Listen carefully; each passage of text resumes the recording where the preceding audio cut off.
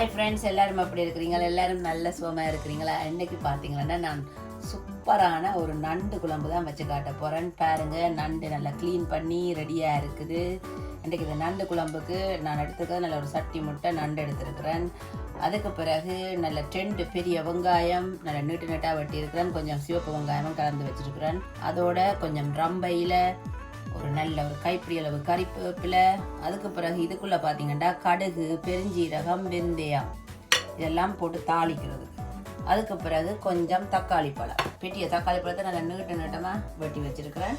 நல்ல ஒரு கைப்பிடி அளவு வார மாதிரி உள்ளியும் இஞ்சியும் இடித்து வச்சிருக்கிறேன். இந்த நண்டு குழம்புக்கு நல்ல ஒரு வாசம் கொடுக்கக்கூடிய ஒரு விஷயம் தான் உங்களுக்கு காட்ட போகிறேன். ஒரு கரண்டி அளவு பெருஞ்சீரகமும் ஒரு கொஞ்சம் தேங்காயும்.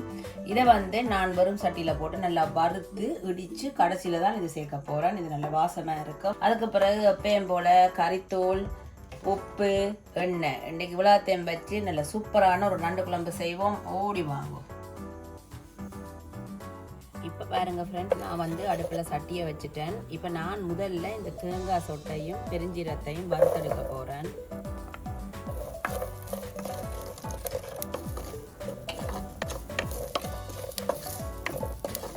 இப்போ இந்த தேங்காய் சொட்டும் பெருஞ்சீரகம் பாருங்கள் நல்லா வறுபட்டுட்டு இப்போ நான் இதை வலிச்செடுக்க போகிறேன்.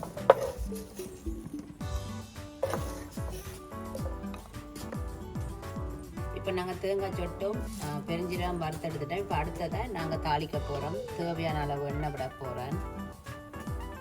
இப்போ எண்ணெய் நல்லா சூடேறிட்டுது. நான் முதல்ல இந்த இடித்து வச்சுருக்கிற இஞ்சி உள்ளியை போட போகிறேன்.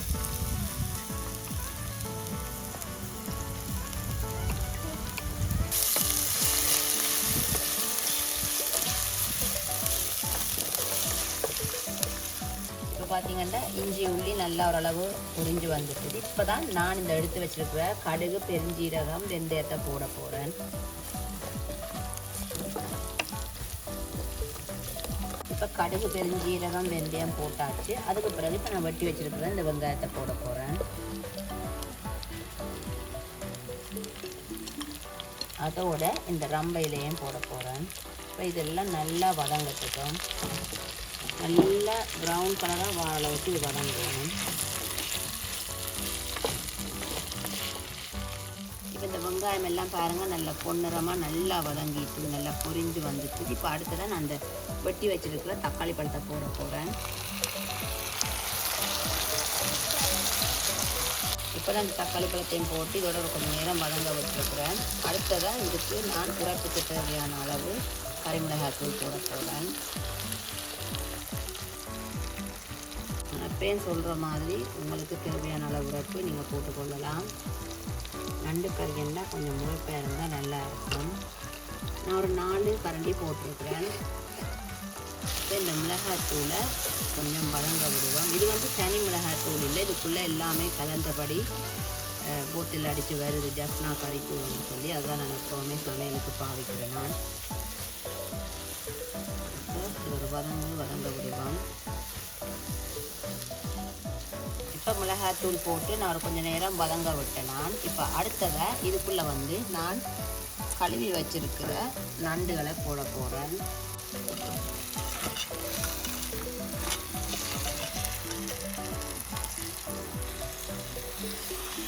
நண்டை போட்டு நல்லா இருக்கா கிளறி விடலாம்.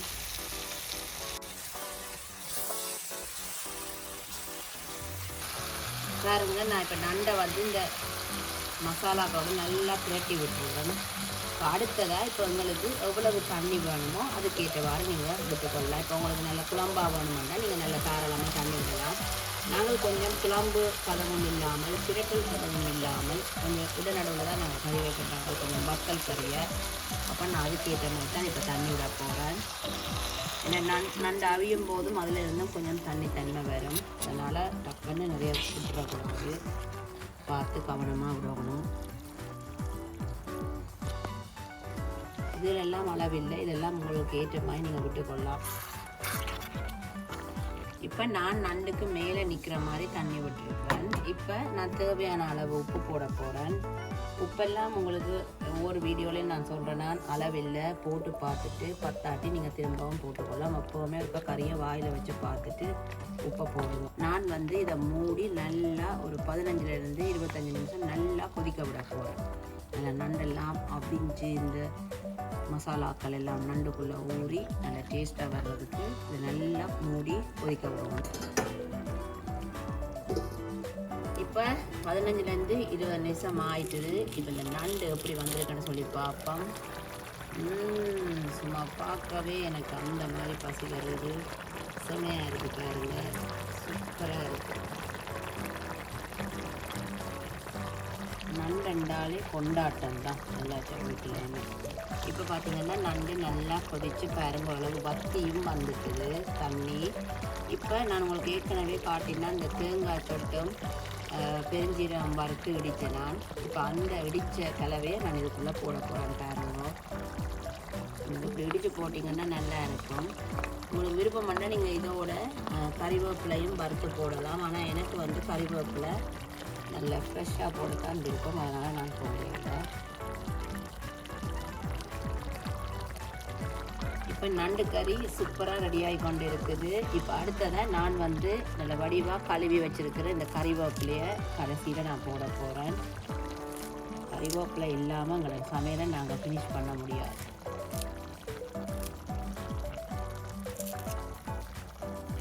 சும்மா வாசமாக இருக்குது கறிவேப்பிலை, ஃப்ரெஷ்ஷாக சூப்பர் வாசமாக இருக்குது.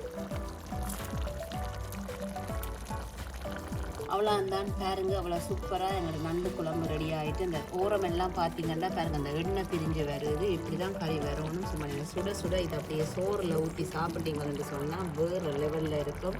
இந்த நாங்கள் இடித்து போட்டு அந்த தேங்காய் சொத்தம் இந்த பெருஞ்சீரகத்தின் வாசமும் சும்மா அந்த மாதிரி வந்து கொண்டு இருக்குது.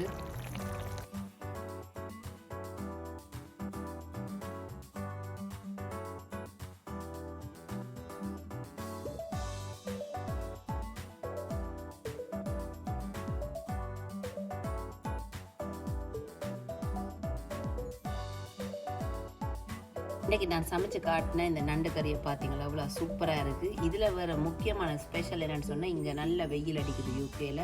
அதனால் நாங்கள் இப்போ என்னென்னா இந்த கார்டனுக்குள்ளே வச்சு அடுப்பு மூட்டி சமைச்சிருக்கோம். அதாவது கேஸ் அடுப்பு தான், விறகு அடுப்பு இல்லை.